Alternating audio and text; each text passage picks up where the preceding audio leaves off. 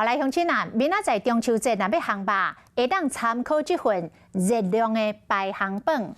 讲这个肉品的部分，民众上爱的 A 牛、和牛这种的牛肉热量上悬，第二名是战斧猪排这种的猪肉，第三名是鲑鱼、红鲢鱼排。啊，那加工品热量的前三名是百叶豆腐、猪血粿甲天妇罗。营养师是来提醒讲，中秋过节食烘肉，适量就好，较袂害到身体。牛排、牛排真侪项生的肉，民众摕叶肉爱食啥就硬啥。林总多内底有天妇罗、猪血粿、海产全乎。猪肉、牛肉，然后有一些鸡腿啊或鸡翅这样子，金针菇啊、杏鲍菇啊、烤肉片这样子。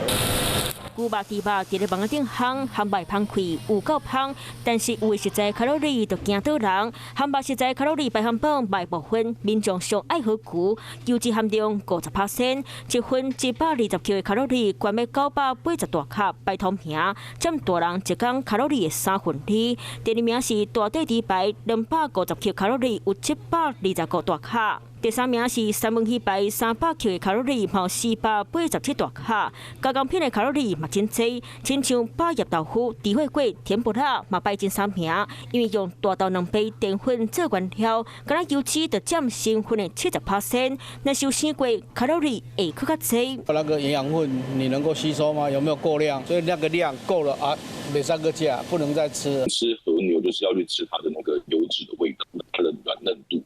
那跟它的油的含量度是非常有关系 ，A4、A5 等级。那如果比较讲究一点，它还要去看它的 BMS。那达到10、11的话，它真的确实就像雪花一样，所以这样的肉，它的油脂含量就确实是还蛮高的。营养师讲，肉类经过真悬温度给烘过，低高的物质就会走出来，并不是烘到臭味大只黑，所以大心甲民众提醒，食济无补素，破病加健康。Hello， 我是林仙怡。想要抢先掌握最及时的新闻资讯吗？赶快订阅、按赞、开启小铃铛，锁定华视新闻 YouTube 频道。